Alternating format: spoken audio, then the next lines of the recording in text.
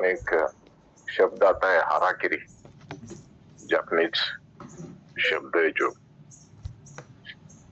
सैनिक युद्ध जब छिड़ता है और ऐसे हालात में जब उसके पास का सब जितना भी एम्यूनिशन है समाप्त हो जाता है, फिर वो अभी पकड़ा देने वाला है शत्रु की ओर से, तो वो अपने आप को मार देता है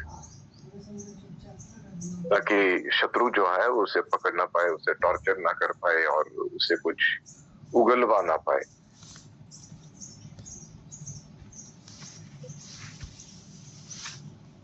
तो ये जो शब्द है वो हाराकिरी है। यहाँ पे जो हमसे कहा गया है वो सेल्फ डेथ का मतलब थोड़ा सा अलग है। ये कहता है कि अपनी सारी इच्छाओं को, अपनी सारी आकांक्षाओं को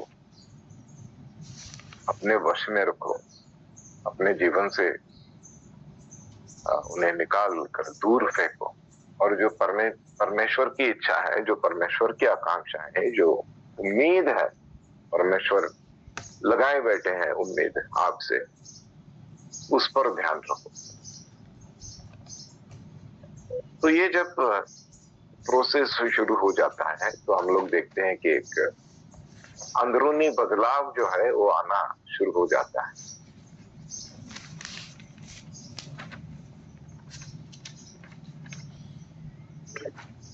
तो हम लोग देखते हैं कि शाऊल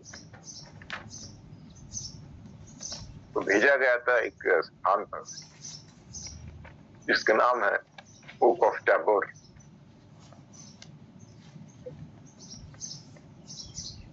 जहां पे एक्चुअली यीशु मसीह का जो ट्रांसफिगरेशन हुआ था, उसमें जो एक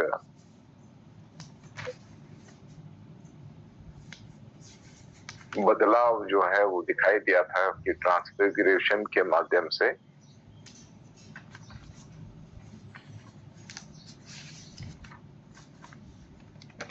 तो यहाँ पर जब शाऊल गया, जब वो उस स्थान पर जाकर उसने भेंट दी,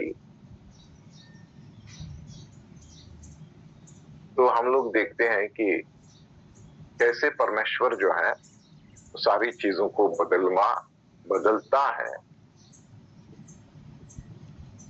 और ये जो है यहाँ से अंदरूनी बदलाव जो है वो शुरू हो जाता है जब हम लोग इस तरह से मेडिटेट करते हैं या इस तरह से परमेश्वर के वचन के ऊपर मनन करते हैं।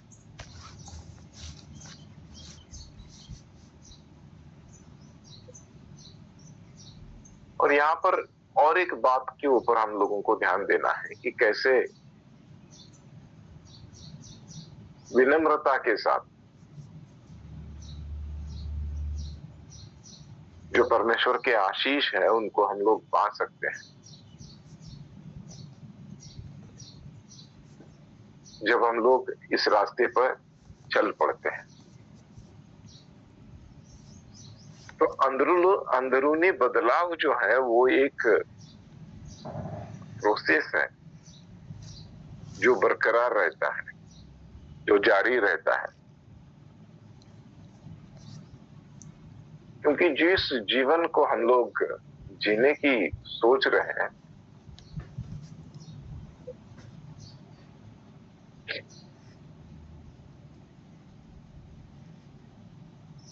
जिस तरह के जीवन को हम लोगों ने अपना लिया है, उसमें हम लोग देखते हैं कि ये बदलाव जो है वो लाजमी है, वो जरूरी है। आखिर में हम लोग देखते हैं कि शाऊल को जो है उस स्थान पर भेजा गया जिसका नाम है गिबे, परमेश्वर का वो पहाड़, जहां से हम लोग देखते हैं कि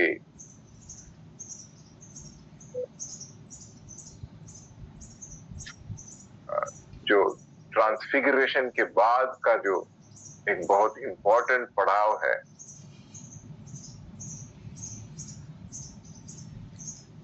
उसकी शुरुआत होती है। एक नया व्यक्ति जो है वो बन जाता है।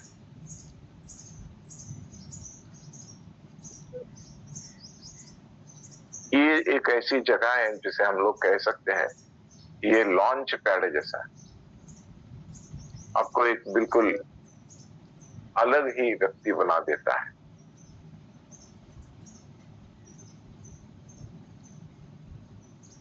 और फिर उसके बाद हम लोग देखते हैं कि उसे ऐसे व्यक्तियों के साथ जोड़ा गया, उसका उठना बैठना शुरू हुआ जहां पर वो अपने आत्मिक दानों के बारे में चर्चा कर सकते।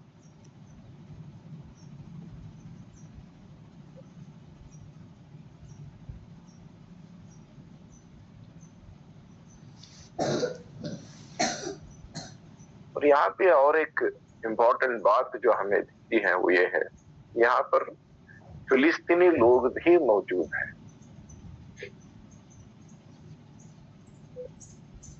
क्योंकि जितना ज्यादा परमेश्वर आपको टेस्ट करता है, वो कहता है कि ये मेरा व्यक्ति है, अप्रूव करता है, तो उतना ही ज्यादा हम लोग देखते हैं कि जो हमारा शत्रु होता है वो कॉन्टेस्ट करता है। परमेश्वर अटेस्ट करता है और शत्रु जो है वो कॉन्टेस्ट करता है। परमेश्वर नियुक्त करता है और शत्रु हमारी परीक्षा लेता है।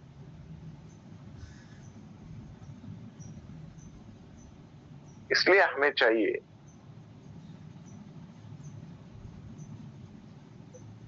कि हम लोग परमेश्वर की बुद्धि, परमेश्वर का ज्ञान, उसमें हम लोग आगे बढ़ते जाएं। शाऊल से कहा गया था कि जब तक ये सारी घटनाएं नहीं घटती है या पूरी नहीं होती है तुम रुको।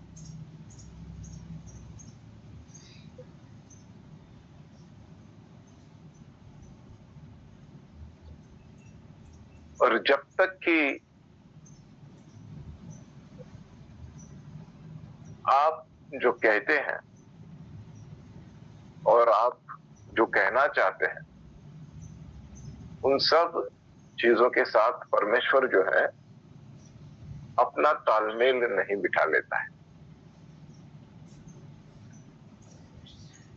तो नीति वचन की किताब खोलते हैं, उसका 8वां अध्याय उसका 12वां वचन देखते हैं, प्रोवर्ब्स चैप्टर 8 वर्स 12।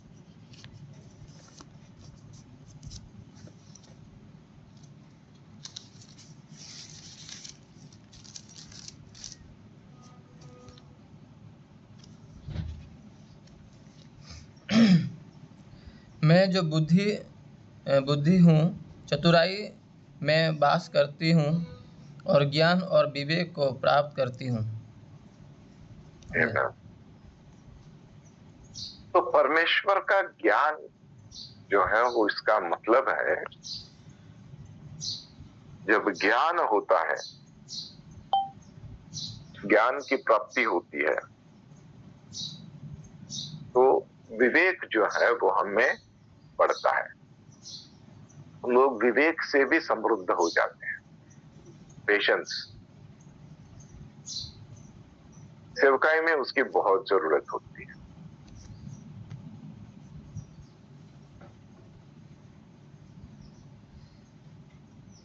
क्योंकि कभी कभी ऐसे लोगों से पाला पड़ जाता है जो टूटते नहीं है, बहुत सख्त होते हैं। कुछ पत्थर ऐसे होते हैं जिनको फोड़ने के लिए डायनामाइट की जरूरत होती है, वो अपने छन्नी और हथौड़े से नहीं टूटते हैं, तो तब तक इंतजार करना पड़ता है।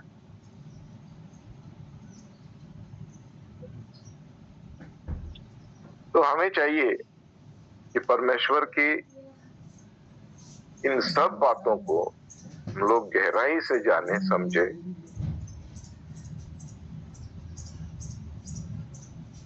और उन्हें अपना कर अपनी सेवकाई में आगे बढ़ते जाए।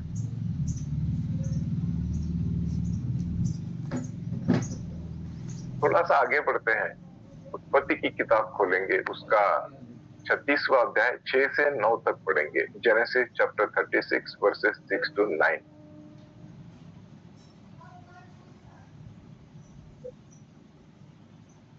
अध्याय क्या बोले साहब? जी, उत्पत्ति की किताब 36वां अध्याय 6 से लेकर 9 तक। Genesis chapter 36 versus 6 to 9।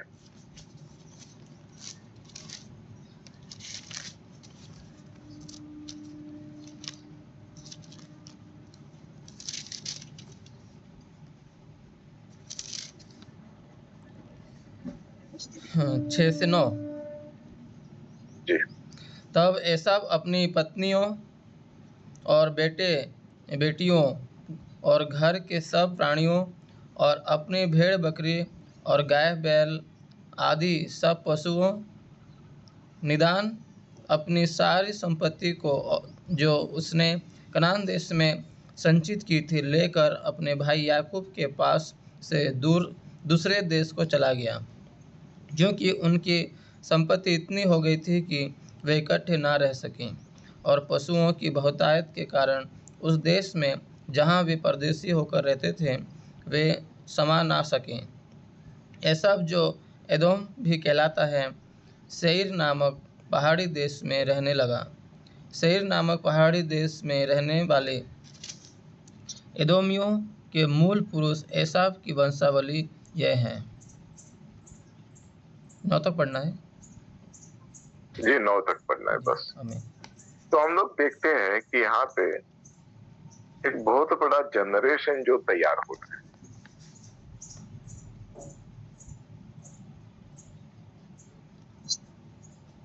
और ये जब सब बढ़ रहा है तो साथ ही साथ में हम लोग देखते हैं कि जो यूसुफ है, जोसेफ है, वो कुछ बोल देता है और बहुत जल्द बोल देता है।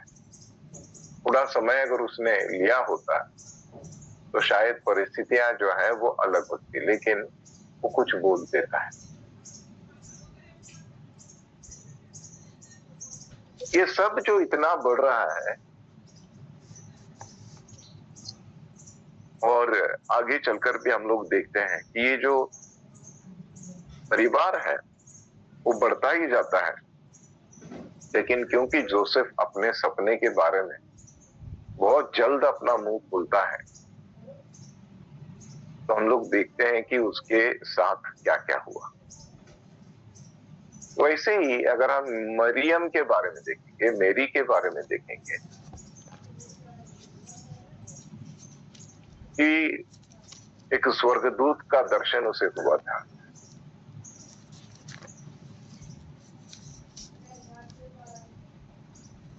और इस तरह से उसने भविष्यवाणी जो है वो उसके बारे में की थी, लेकिन उसने ऐसा नहीं किया। लेकिन वो उस व्यक्ति के पास गई, ऐसे व्यक्ति के पास गई जो उसे समझ सकता था।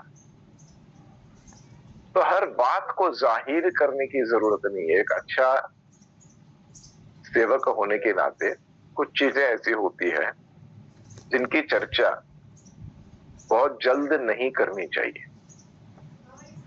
कुछ चीजें अपने मन में परमेश्वर के साथ बांटकर उन्हें गुप्त ही रखना है। लूका की किताब खोलते हैं, पहला अध्याय 26 से लेकर 45 तक पढ़ते हैं। Luke chapter 1 26 to 45।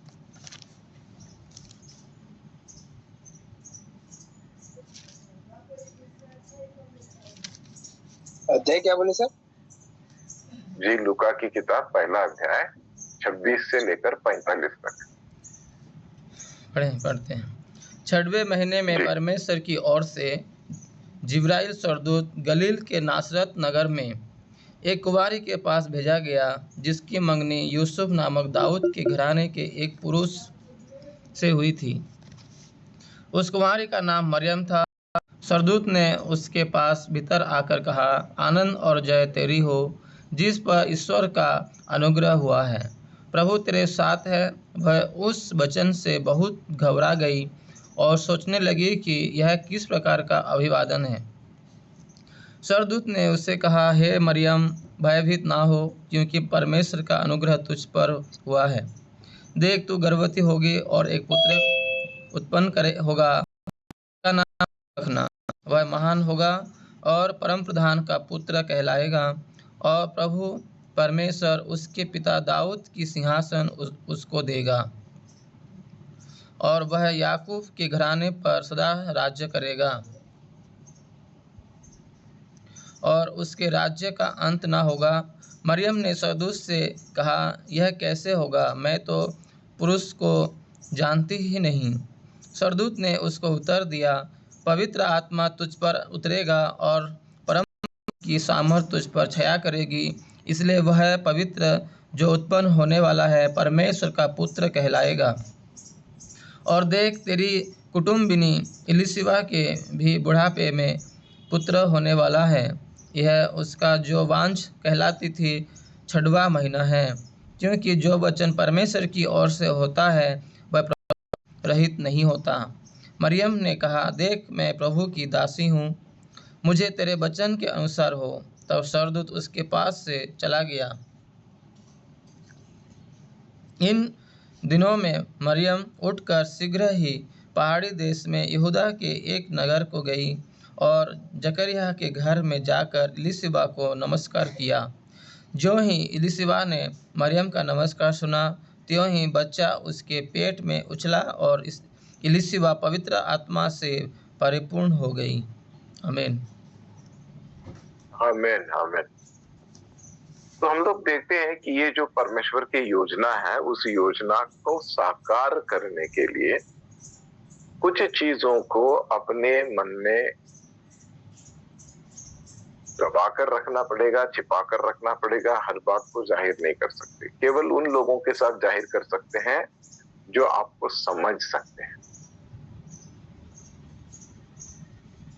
आपकी बुलाहट क्या है? क्योंकि ये बहुत गंभीर मुद्दा होता है और हर कोई इन चीजों को नहीं समझ सकता है। परमेश्वर को हमें चाहिए कि हम लोग परमेश्वर को पूरी आजादी दे अपने ऊपर आत्मिक रीति से, शारीरिक रीति से पूरी तरह से काम करने के लिए, ताकि वो खुद इस बात को जाहिर करेगा।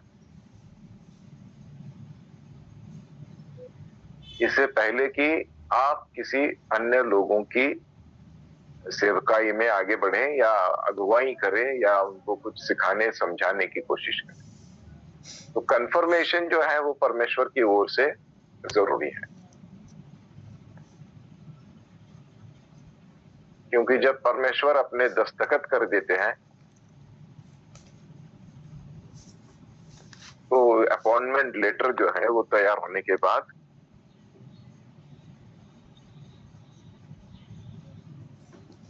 तो लोगों की अगुवाई करना आसान हो जाता है। आज भी बड़ी बड़ी कंपनियों में एक चीज होती है,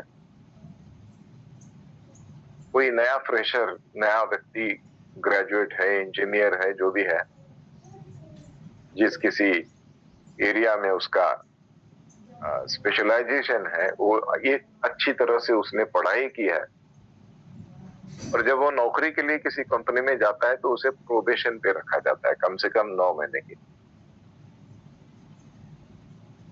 ताकि वो कंपनी की जो चीजें हैं, जिस तरह से काम करना है, क्या करना है, वहां का कानून क्या है, रीति रिवाज क्या है, हर चीज को समझ सके, भली भांति जांच सके, परख सके और देख सके कि क्या ये यहाँ पे फिट बैठता है। 9 महीने के बाद फिर उसे कंफर्मेशन लेटर दिया जाता है, अगर वो ठीक ठाक 9 महीने काम करता है। उस दौरान जो है बहुत सारी चीजों का ध्यान रखा जाता है कि ये व्यक्ति जो है वो लीव नहीं ले पाएगा, अगर लीव लेता है तो उसका असर उसके फ्यूचर पर पड़ता है। 9 महीने में कम से कम लीव लेनी है, ज्यादा से ज्यादा समय कंपनी को देना है।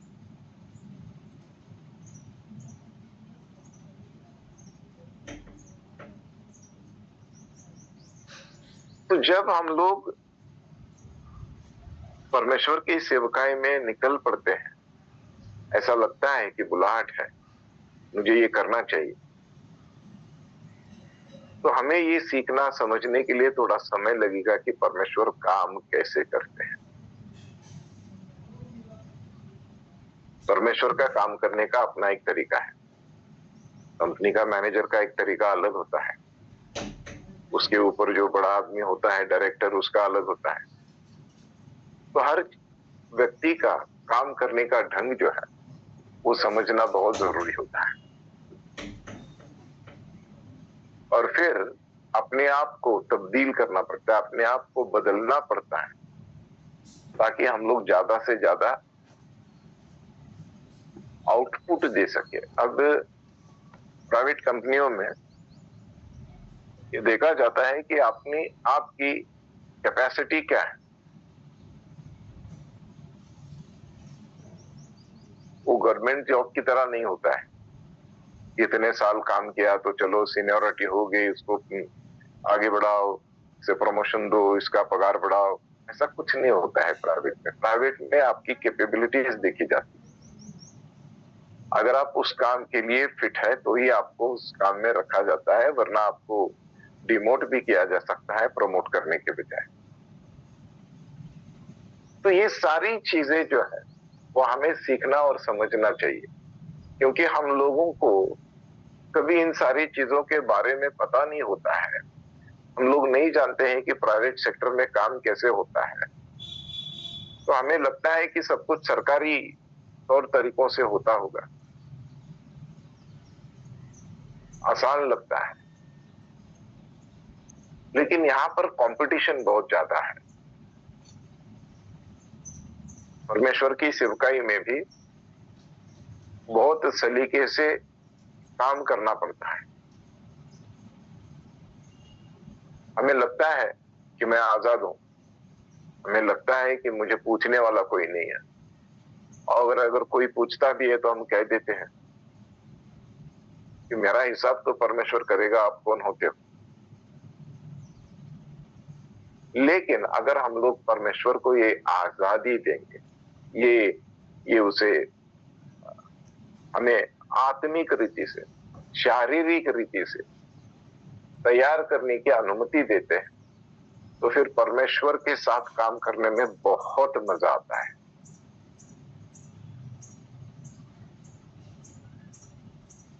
ये मैं कह सकता हूं क्योंकि मैं प्राइवेट सेक्टर में काम कर चुका, मैंने वहां की कंपटीशन देखी है, मैंने लोगों को रात दिन काम करते हुए देखा है।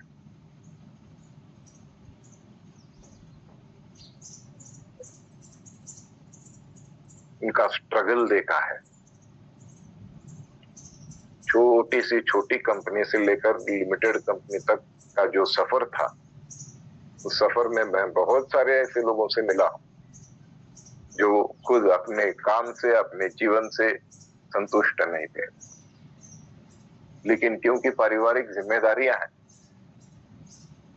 पापी पेट का सवाल है, तो करना पड़ता है। लेकिन यहाँ जब हम लोग बात कर रहे हैं परमेश्वर के राज्य के बारे में, तो यहाँ पर पापी पेट का सवाल नहीं,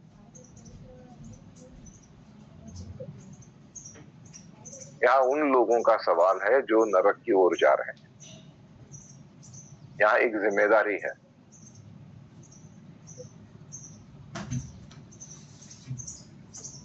आठ से 5 तक का ये काम नहीं है, 8 से 4 बजे तक की ड्यूटी नहीं है, first shift, second shift, third shift. तो जो बात हम लोग यहाँ पर कर रहे हैं वो ये है कि परमेश्वर हमें अपॉइंट करे, परमेश्वर हमें कंफर्म करे, और उसे समय देने की जरूरत है।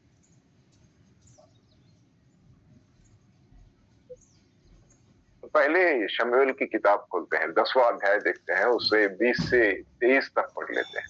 फर्स्ट शमूएल चैप्टर 10 वर्स 20 to 23।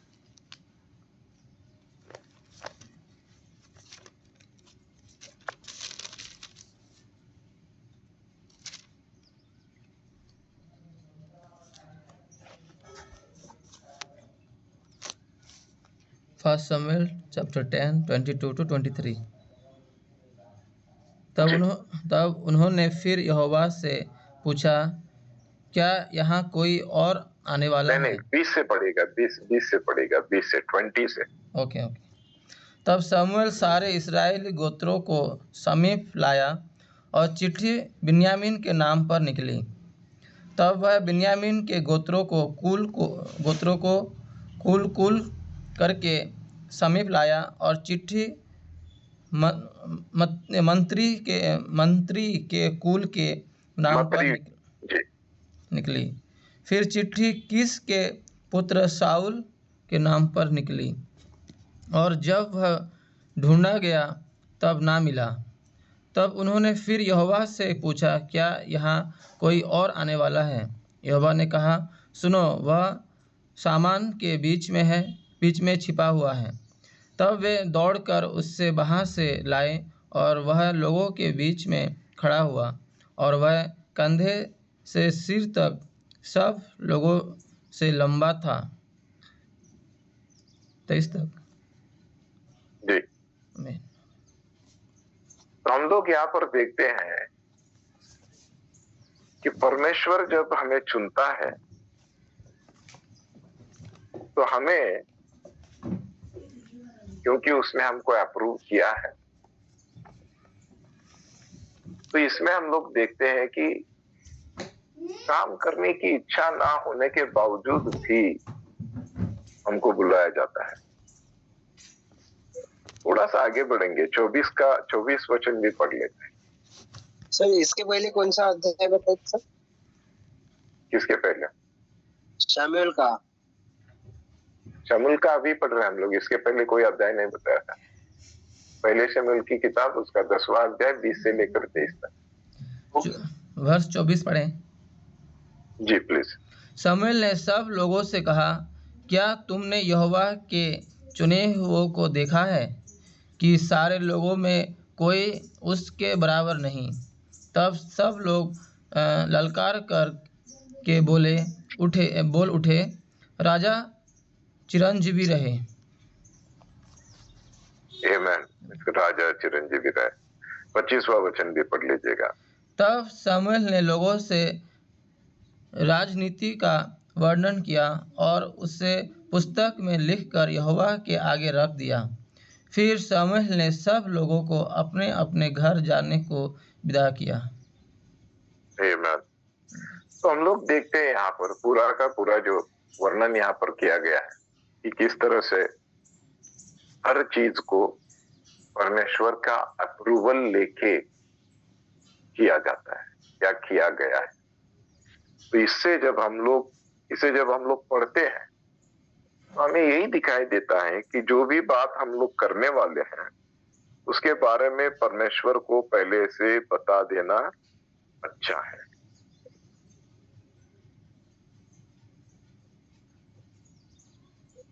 और जब इन सारी चीजों को परमेश्वर के द्वारा नियुक्त किया जाता है या परमेश्वर के द्वारा इन सारी चीजों का आयोजन किया जाता है, तो फिर आगे चलकर हम लोग देखते हैं कि वो व्यक्ति राजा बन जाता है। तो 11वां अध्याय खोलते हैं पहले शमूएल का, उसका 15वां वचन पढ़ते हैं। फर्स्ट शमूएल चैप्टर 11 वर्स 15।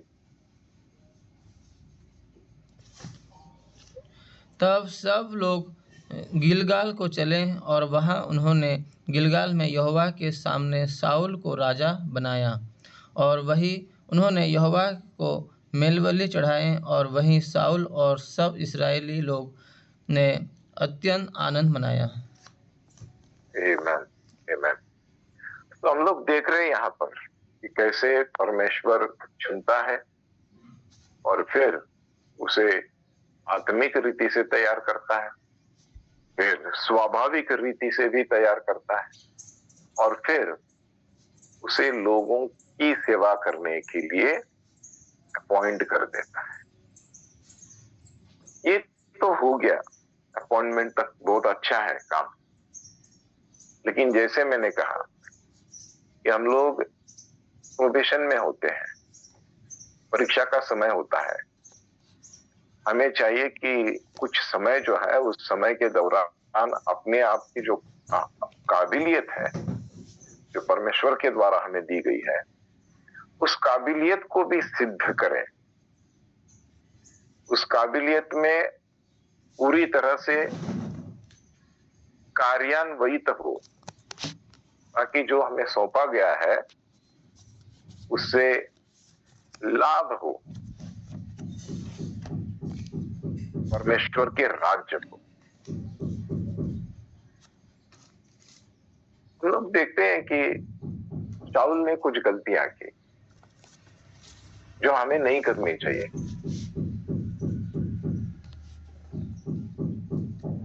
जो ज्ञान है, जो बुद्धि है, वो ये है कि हम लोग कुछ सीखते हैं इतिहास से। शाऊल जो है वो गिर गया और फिर कभी उभर नहीं पाया।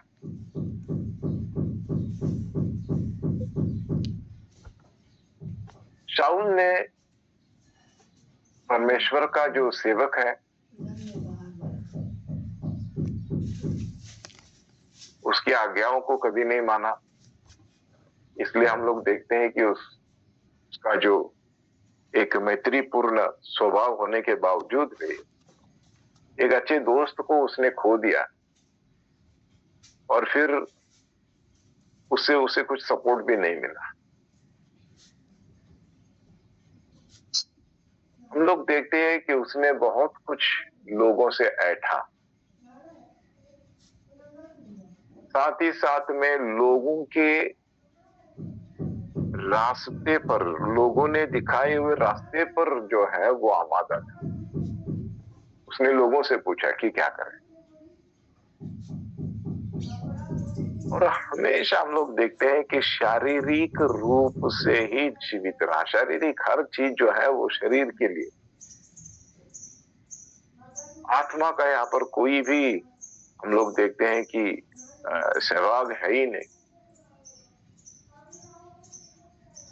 और इन सारी चीजों के कारण हम लोग देखते हैं कि जो अभिषेक उसे दिया गया था उसने उसको खो दिया और फिर अपने प्रारब्ध को भी खो दिया। पहले शामिल की किताब पढ़ते हैं, 13वां अध्याय उसका 16वां वचन पढ़ते हैं।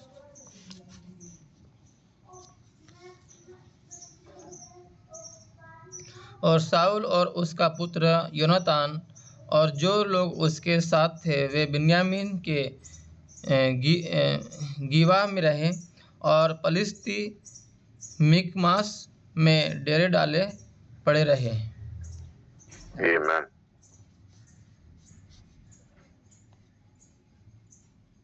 तो हम लोग देखते हैं कि कहां से सफर शुरू हुआ और कहां पर आके रुका।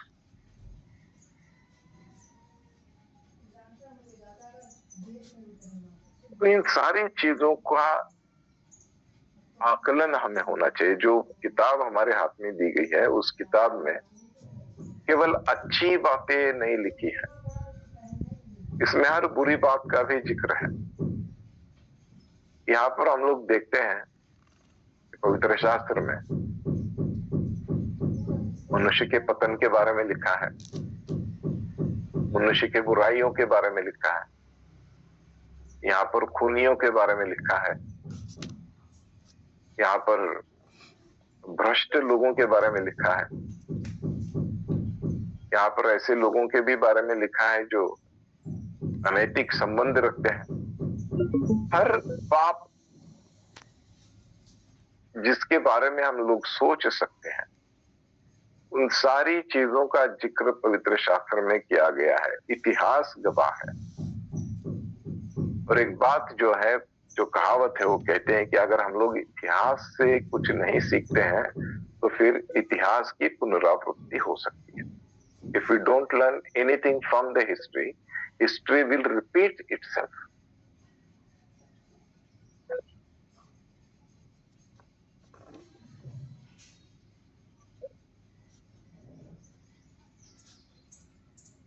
परमेश्वर ने बहुत जोर शोर से उसे नियुक्त किया,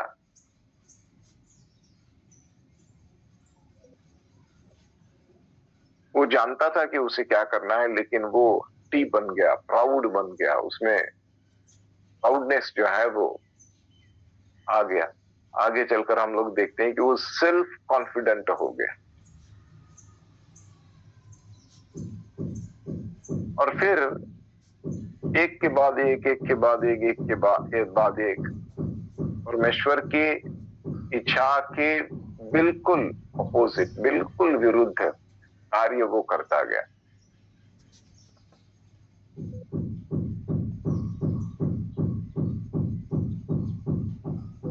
परमेश्वर ने वो एक युवा होने के नाते कुछ सिखाने की कोशिश की, लेकिन हम लोग देखते हैं कि बुरी आत्माओं ने उसे पकड़ लिया।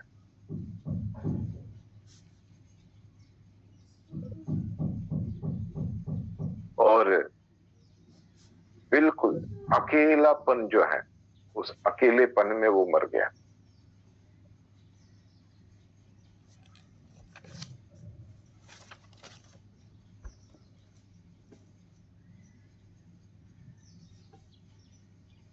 और पूरी तरह से हारा हुआ, टूटा हुआ, सुसाइड। और फिर हम लोग देखते हैं कि एक नए व्यक्ति का यहाँ पर आगमन होता है दावीद के रूप में, जहां से हमने सफर शुरू किया, स्टेपिंग आउट, अपने कदमों को आगे बढ़ाना। तो जहां आज हम लोग आकर रुके हैं, यहाँ पर हम लोग देखते हैं कि कदम तो हम लोगों ने उठाए जरूर,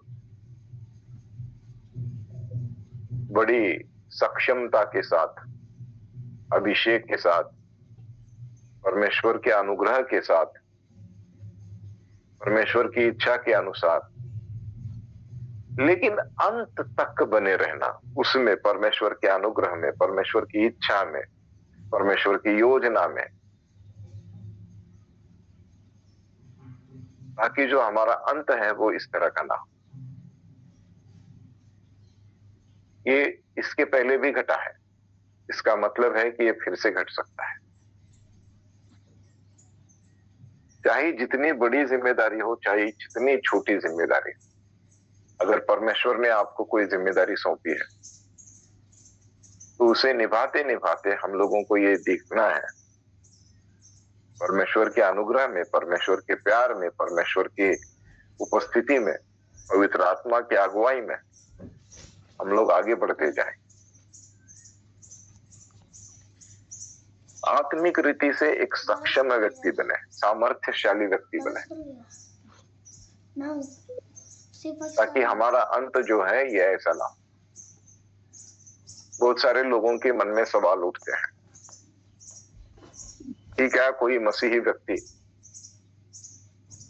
क्या किसी मसीही व्यक्ति को बुरी आत्मा फंसा सकती है, या क्या कोई बुरी आत्मा उसे पकड़ सकती है? वो मसीही व्यक्ति दिखने के लिए, अगर दिखावे के लिए केवल मसीही है, लेकिन उसके अंदर का शाऊल अगर जाग गया है तो जरूर बुरी आत्मा उसे पकड़ लेगी।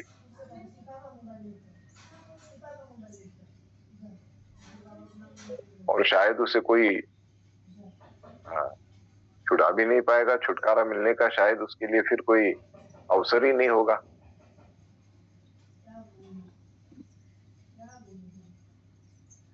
तो अपने भीतर एक शाऊल है, एक कैरेक्टर है जो पवित्र शास्त्र में दिखाया गया है। उस कैरेक्टर को हमें पूरी तरह से नेस्त नाबूद करना है, ताकि वो फिर से कभी उठकर ना खड़ा हो जाए। उसके जीवन में तो कभी वो उठकर नहीं खड़ा हो पाया। एक बार गिर गया धड़ाम से, फिर से उभरा ही नहीं है, और उसको उभरना भी नहीं देना है। हम लोग बहुत सारे स्पिरिट्स के बारे में बात करते हैं, लेकिन कभी शाऊल के स्पिरिट के बारे में बात नहीं करते।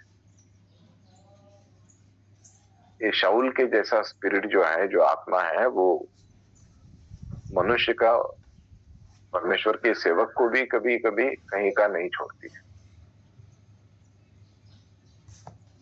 तो सतर्क रहना चाहिए, जैसे कि यीशु मसीह कहते हैं, सतर्क।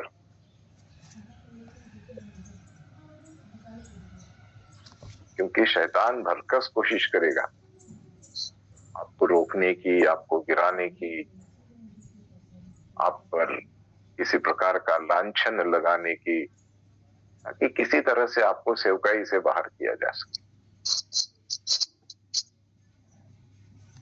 तो जैसे हम लोग आगे बढ़ना चाहते हैं, परमेश्वर के इस राज्य को आगे ले जाना चाहते हैं, वैसे ही शैतान चाहता है कि किसी तरह से हमको रोका जाए। तो वो अपने हथकंडे अपनाता है, उनका उपयोग करता है।